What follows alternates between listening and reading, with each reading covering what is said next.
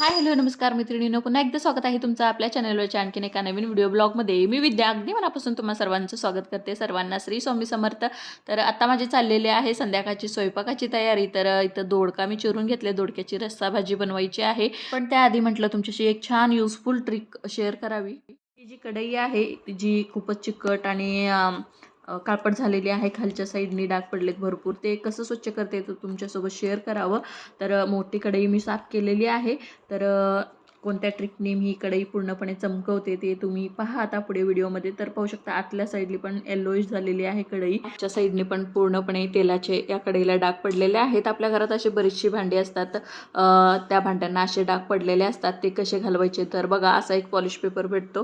तर त्याचा एक छोटासा तुकडा मी इथे घेतलेला आहे. तर ह्याच्याने घासून आपण ही कढई आता स्वच्छ करणार आहोत. तर एक एवढासाच तुकडा घेतलेला आहे. ह्याच्यानेच आता ही पूर्ण कढई जी आहे ती मी घासून काढणार आणि पूर्णपणे तुम्ही पाहू शकता कढई क्लीन होऊन जाणार आहे. फक्त इथे एक मी पॉलिश पेपरचा छोटासा तुकडा घेतलेला आहे आणि त्याच्यानेच ही पूर्ण जी कढई आहे ती घासून क्लीन करणार आहे. कसलंच लिक्विड मी इथं यूज करणार नाही, कुठलाही पावडर मी इथं वापरणार नाही आहे. व्हिडिओमध्ये आता तुम्हाला दिसेलच कशा प्रकारे ही कढई जी आहे ती स्वच्छ होणार आहे.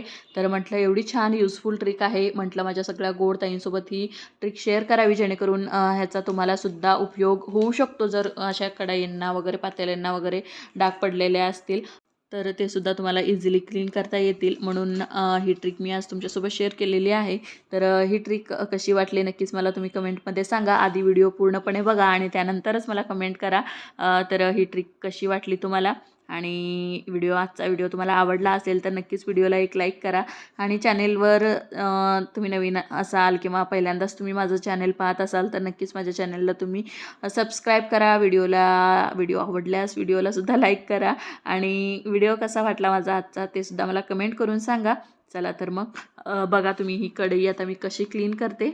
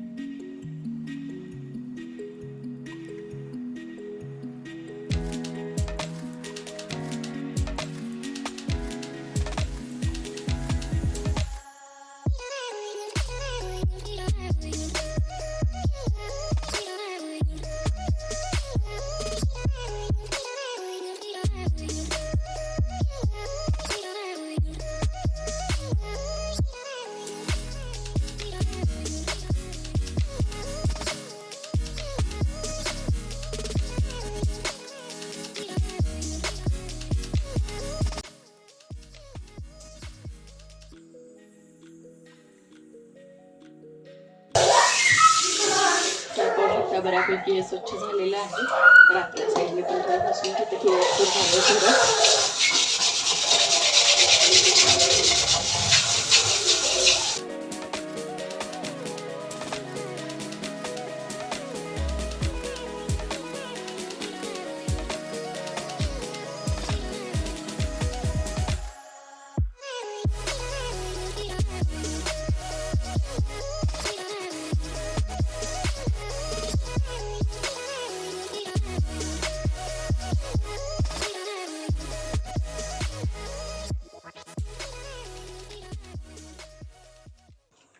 तर पाहू शकता अशा प्रकारे आपली कढई जी आहे ती स्वच्छ झालेली आहे. एकदम नव्यासारखी चमकायला लागलेली आहे. तर कढई छान घासून घासून इथं क्लीन करून घेतलेली आहे. तर आता कढई जी आहे ती स्वच्छ अशी धुवून घेते, थोडंसं साबण लावून घासते, कारण लगेचच आता मला याच्यात भाजी बनवायची आहे.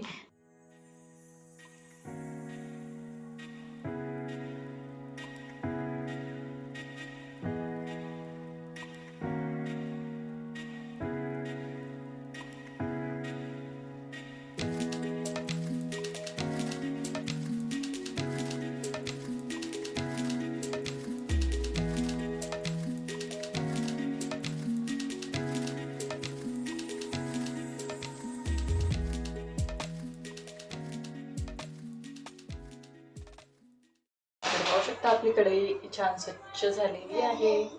चला आता मला दोडक्याची भाजी बनवते. मी दोडका वगैरे चिरून ठेवलाय.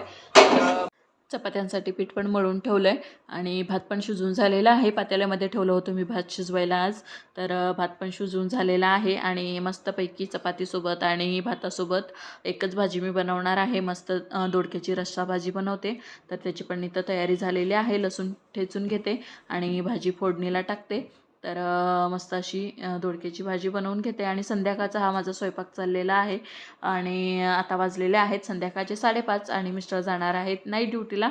त्यामुळे लवकर आत्ता माझा स्वयंपाक इथं चाललेला आहे.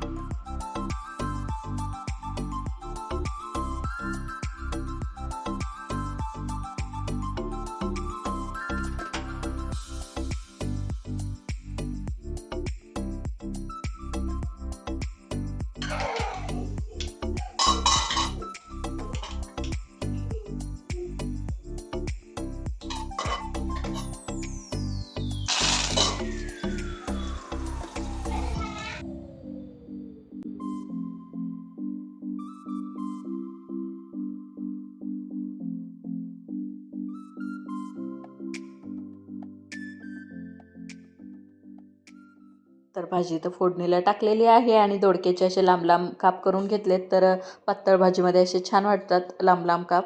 आणि थोडंसं हे परतून घेते असंच तेलामध्ये आणि झाकून ठेवते. तर आता पातळ भाजी बनवणार आहे. तर इथं भाजीसाठी पाणी जे आहे ते मी गरम करून घेते.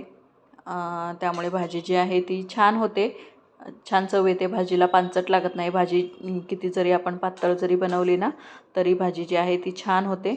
तर त्यासाठी मी तर पाणी जे आहे ते गरम करून घेते आणि तसंच इकडं भाजी करपू नये म्हणून मध्ये मध्ये हलवून पण घेते. छान तेलावरती ते दोडके आहेत ते वाफवते आणि मगच त्यामध्ये मग जे काही तिखट मीठ वगैरे घालायचं आहे ते घालणार आहे मी. तर पाणी पण गरम होत आहे साईडला. तर आता भाजीसाठी लागणार आहे मला इथं शेंगदाण्याचं कूट. तर मिक्सरला फिरवून घेते मी. शेंगदाणे भाजून ठेवलेले होते. तर थोडेसे शेंगदाणे मी इथं घेतलेले आहेत, ते मिक्सरला फिरवून घेते आता. तर अशा प्रकारे छान असं कूट बनवून घेतलं आहे शेंगदाण्याचं इथं. आणि भाजी बघा छान तेलावरती इथं वाफवते आणि त्यानंतर आता ह्याच्यात मी तिखट मीठ घालते बघा. तर हा आहे काळा मसाला आणि थोडंसं मिरची पावडर पण घालते, छान कलर येईल भाजीला. आणि त्यानंतर बघा इथं थोडंसं 1 चमचाभर मी इथं ज्वारीचं पीठ देखील घेतलेलं आहे. जे पण आपण अशा प्रकारचे रसाभाजी करतो ना त्यामध्ये थोडंसं ज्वारीचं पीठ असं पाण्यात मिक्स करून घातलं ना तर भाजीला ना खूप छान चव येते आणि भाजी पण खूप जास्त पातळ होत नाही, छान मिळून येते भाजी. तर बघा अशा प्रकारे पाणीमध्ये छान असं 1 चमचाभर ज्वारीचं पीठ मी मिक्स करून घेतलेलं आहे. आणि भाजीला मीठ तेवढं टाकायचं राहिलेलं होतं, चवीपुरतं मी इथं मीठ टाकलेलं आहे.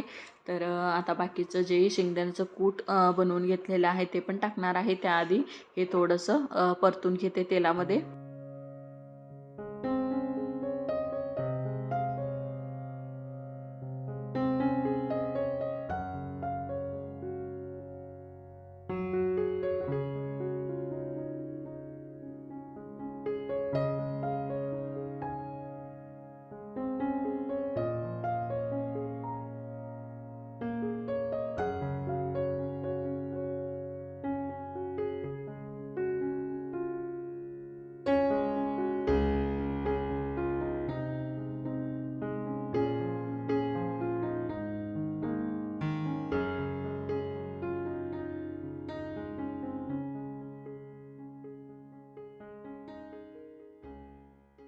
इथं आता मिस्टरांसाठी चहा गरम करायला मी ठेवलेला आहे.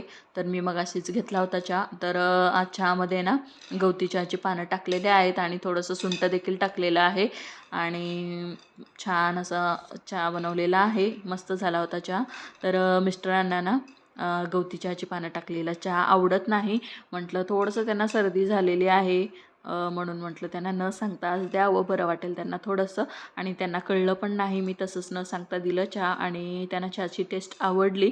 तर बघा इथं थोडंसं चहा जे आहे सांडला होता आणि मी चहा जे आहे ते दुधाच्या पातेल्यातच बनवलं होतं. तर थोडंसं दूध राहिलं होतं म्हणून त्याच पातेल्यात मी चहा बनवून टाकला.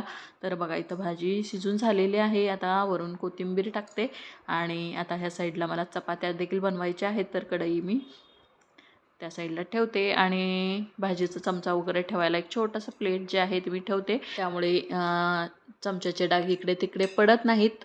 प्लेट ठेवले की नेमकं त्या ठिकाणी चमचा जो आहे तो ठेवला जातो, त्यामुळे तेलकट डाग इकडे तिकडे पडले जात नाहीत. तर आता चपात्या बनवायच्या आहेत. तर पीठ मळून ठेवलेलं होतं छान अर्धा तास. पीठ इथं मुरलेलं आहे. आता चपात्या बनवून घेते.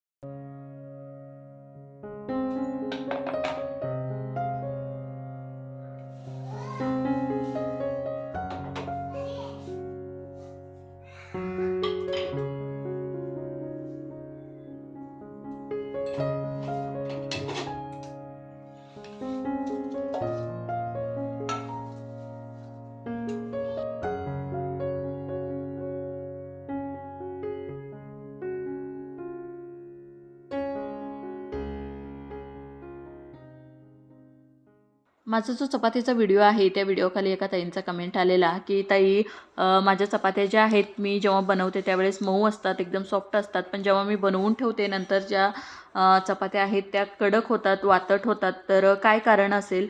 तर तसं मी त्यांना कमेंटमध्ये उत्तर दिलेलंच आहे. तरी पण म्हटलं आता चपात्या करतेच आहे. चपात्या करता करता त्या प्रश्नाचं त्यांना उत्तर द्यावं, तुम्हाला पण ते युजफुल होईल. तर एकतर बघा, चपात्या करताना आपण पीठ जे आहे ते आधी व्यवस्थित दळून आणायचं. बारीक व्यवस्थित पीठ दळलं असेल ना तर चपात्या ज्या आहेत ते छान होतात, मऊ होतात. तर एकदम असं हाताला त्याचा टेक्स्चर पिठाचं जाणवलं नाही पाहिजे, रव्यासारखा एकदम मऊसूत पीठ जे आहे ते दळून आणायचं आणि त्यानंतर पीठ मळून एक अर्धा तास तरी मुरायला ठेवायचं. त्यामुळे चपात्या आहेत ते छान होतात. आणि त्यानंतर ही चपात्या बनवून झाल्यानंतर त्या कशा ठेवायच्या ते सुद्धा आता मी दाखवते तुम्हाला पुढे व्हिडिओमध्ये. माझ्या तर चपात्या अगदी दुसऱ्या दिवसापर्यंतसुद्धा मऊच असतात. तर त्या व्हिडिओमध्ये तुम्हाला दाखवलंसुद्धा आहे मी. तर बघा आता पुढे कसे मी चपात्या बनवते, कसे ठेवते. तर सुमनताईंनी हे मला कमेंट केलं होतं. तर ताई, तुम्ही हा व्हिडिओ बघितला तर तसं मला कमेंट करून सांगा, म्हणजे तुमच्यापर्यंत हे जे मी तुमच्यासाठी दाखवलं आहे ते पोचलं असं मला समजेल. तर बघा नंतर मी दाखवणारच आहे कसे ठेवायच्या बनवून झाल्यावर चपात्या. तर चला आता बनवते आधी चपात्या आणि मग दाखवते तुम्हाला.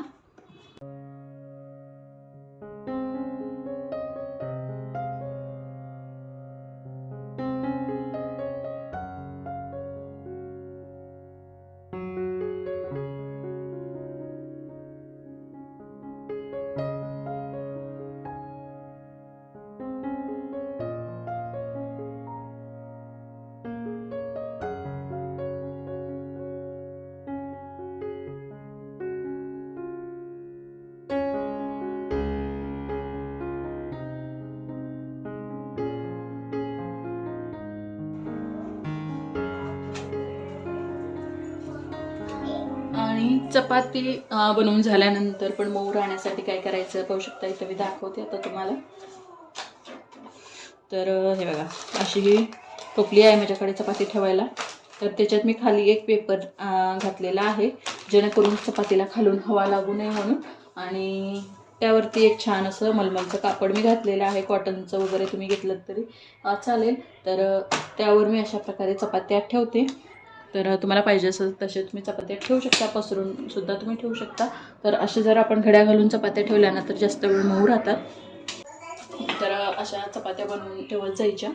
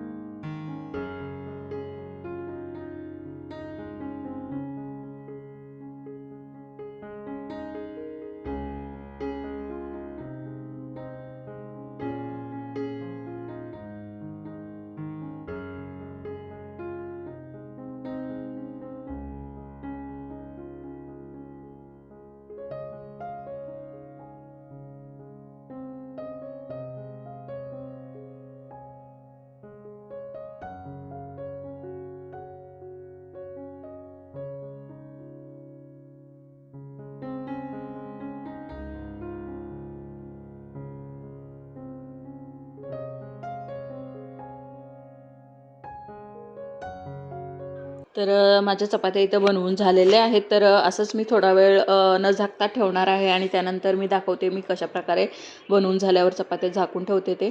तर चपात्या थोडा वेळ मी असंच ठेवल्या. तर आता बघा एका कापडाने छान असं त्याला झाकलेलं आहे आणि वरून चपात्या पूर्णपणे झाकल्या जातील अशा पद्धतीचं एक ताट पालतं ठेवायचं आहे. त्यामुळे चपात्यांना हवा लागत नाही. चपात्या ज्या आहेत ते सॉफ्ट राहतात. तर माझ्या चपात्या अगदी दुसऱ्या दिवसापर्यंत सुद्धा मऊच असतात. तर चला आता मिस्टरांचा डबा भरून देते मी.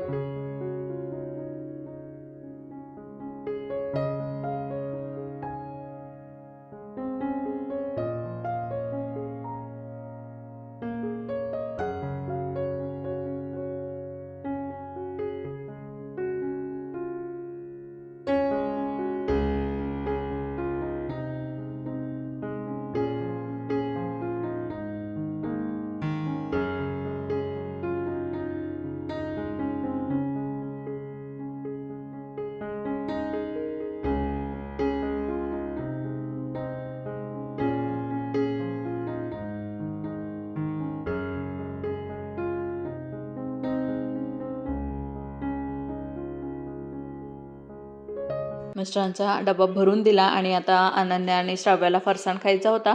तर फरसाणचा पुडा मी तसंच ठेवलेला. तर आता ते डब्यामध्ये ओतून ठेवायचा आहे. तर हा पुडा असाच उघडा ठेवला ना तर ह्याच्यातली फरसाण जे आहे ते साधारतात. त्यामुळे चव त्याची चांगली लागत नाही. तर डब्यात भरून ठेवते. मग पाहिजे तेव्हा घेऊन खाता येईल.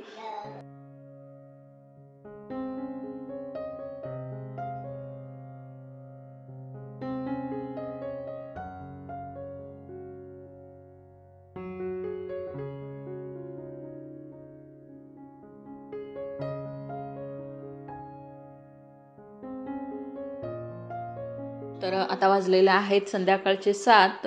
तर आता माझा दिवाबत्तीचा टाईम आहे. तर बघा इथं मी आता दिवाबत्ती करून घेते आणि अनन्या श्राव्यासुद्धा माझ्यासोबत दिवाबत्ती करायला बसतात आणि छान मंत्र श्लोक वगैरे म्हणतात दोघी पण. तर ही मुलं आपोआप आपल्याकडून शिकतात. त्यांना वेगळी शिकवायची गरज पडत नाही. त्यामुळे आपल्याला वाटतं ना आपल्या मुलांनी हे केलं पाहिजे.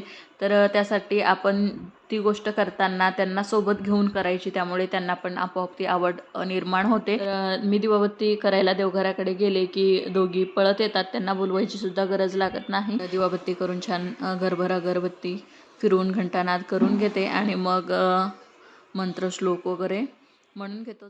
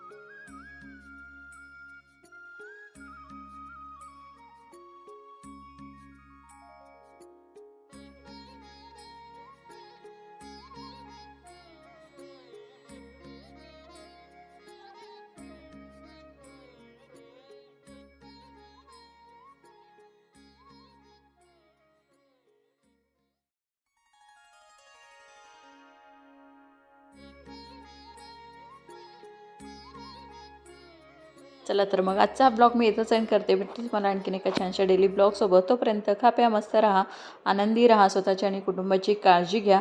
भेटूया लवकरच पुढच्या ब्लॉगमध्ये. तोपर्यंत सर्वांना श्री स्वामी समर्थ.